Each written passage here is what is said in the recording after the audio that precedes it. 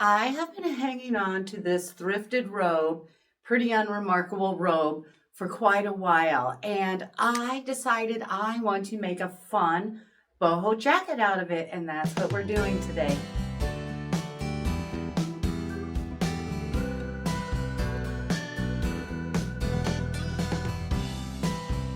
Thank you so much for joining me. If you haven't been here before, my name is Tracy, and this is a DIY upcycling channel. And I want to create a fun jacket that I saw on Pinterest. And I don't put inspirational pictures on my videos anymore because I got smacked with a copyright strike doing that. But it was Pinterest inspired. It was green with purple fur and a cool sort of traditional scrolly design. And I want to sort of recreate that. So that robe, I dyed peacock green with Rit Dyemore for synthetic fabrics on the stovetop because I don't believe this is natural fabrics. And then I had a pair of palazzo pants that I dyed with it so I can create sort of an outfit. So I'm going to show you a quick video on dyeing this. I have a 32 quart big turkey pot and I filled it a little over halfway with water. I brought the water to almost a boil, which is around 200 degrees. I'm going to put a couple pumps of just dish soap in here. And I am going to use Rit Dyemore Peacock Green for synthetic fabrics. And I'm going to start by pouring in half the bottle, and then if I need more, I'll add more and test with paper towel until I get the color that I want.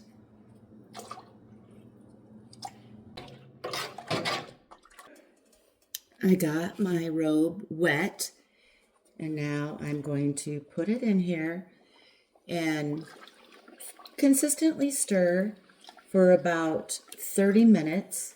After the 30 minutes, I'll put it in my washer on a rinse and spin and lay it outside to dry. There are basically three things I'm going to do to this. So this is how it turned out.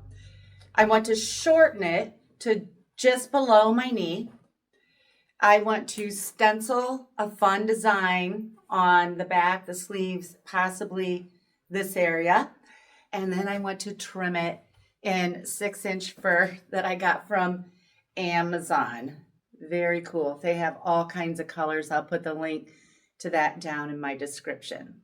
I want to cut 10 inches. This is the bottom. I want to cut 10 inches off the bottom. So I'm just taking a ruler and tailor's chalk and marking all the way across the entire width. And then I'll cut that off. Now what I want to do is make just a simple little hem. I'm going to take this is still the bottom, take it to my ironing board, and I'm going to fold it up right sides together because I will be putting fur to hide this raw edge, and the underneath inside will be nice and clean. So I'll take it to my ironing board, measure up 1 inch, press, and I'll just sort of measure all along and press that.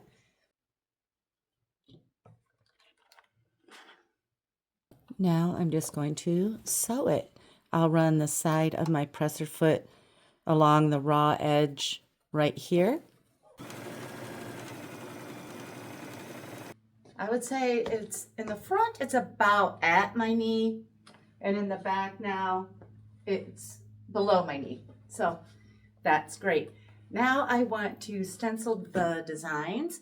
From Amazon, I got a grouping of 9 stencils, and they're beautiful. I think this is a third project I'm using them on.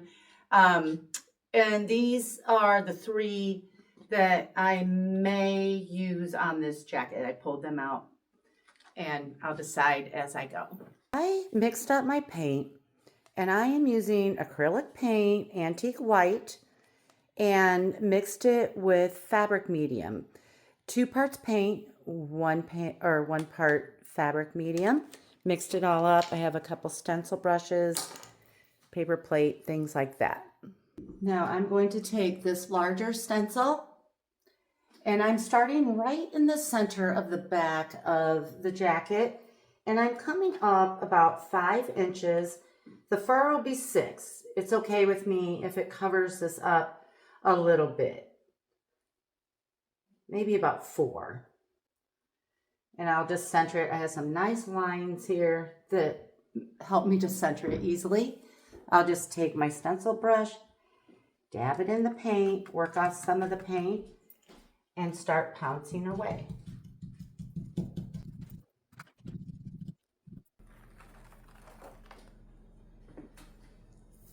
I have the back done.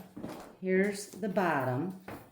I took this stencil, that was the first one I did, and then I went up towards the top and did it identically. And then I had a big gap right here, so I turned this upside down, stenciled there, and then I turned it the same way we started, just like this one, and did one there and there. And now I'm going to work on the sleeves, and I decided that I'm going to use this stencil for the sleeves. On the sleeve, I'm coming up about 6 inches from the bottom because I'm going to have my fur. If it overlaps it a little bit, that's okay. And I'm just using these 4. I'm starting on one side of the sleeve, and then I'll flip it over and do the same 4 on the opposite side.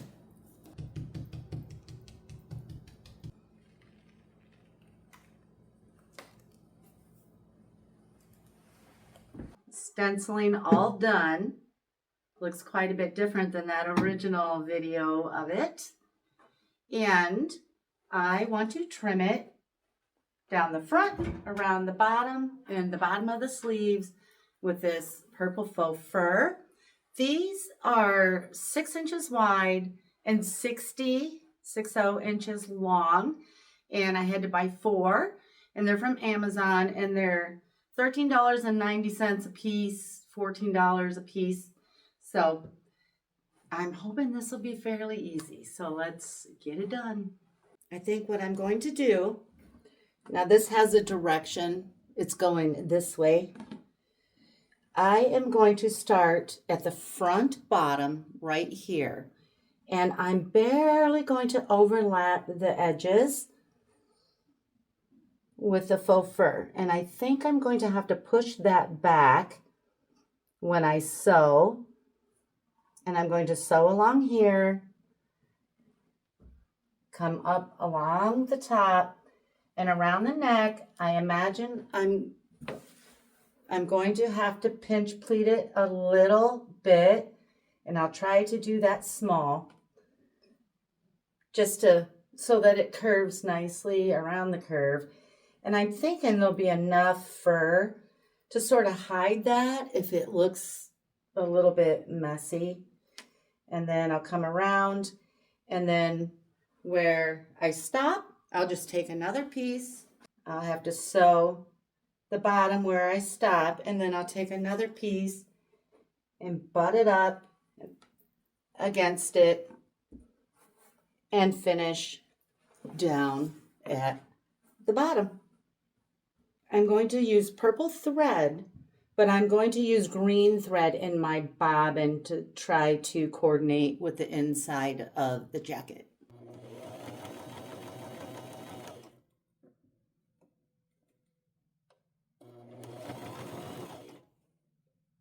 I'm at the bottom of the opposite side, and I need to trim that off. And I'm not going to cut it like this because I don't want that fur to look all straight and even and weird. So I'm going to take a smaller scissors, and I could do it with this too. I just happen to have these little precision scissors. And I'm just going to cut this fabric piece the best I can without cutting the fur.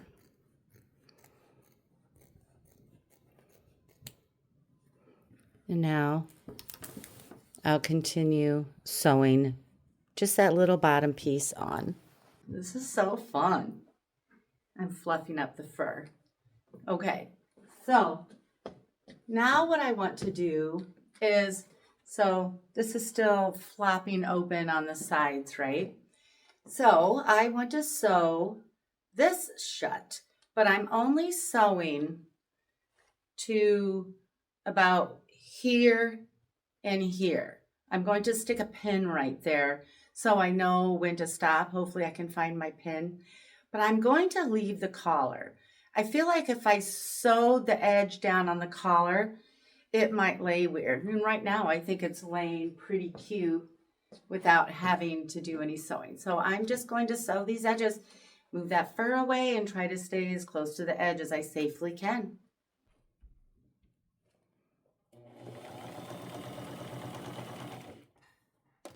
I'm loving this.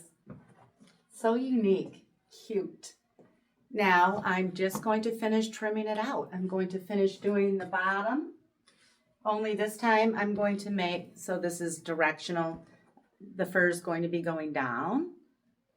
And then I'm going to do the sleeves. Same way I did to this. I was able to get the whole sleeve almost done with the machine, except for the little gap at the very end where we stopped and started. So I'm just doing a little hand stitching to close that up, and I'm stitching it to the jacket.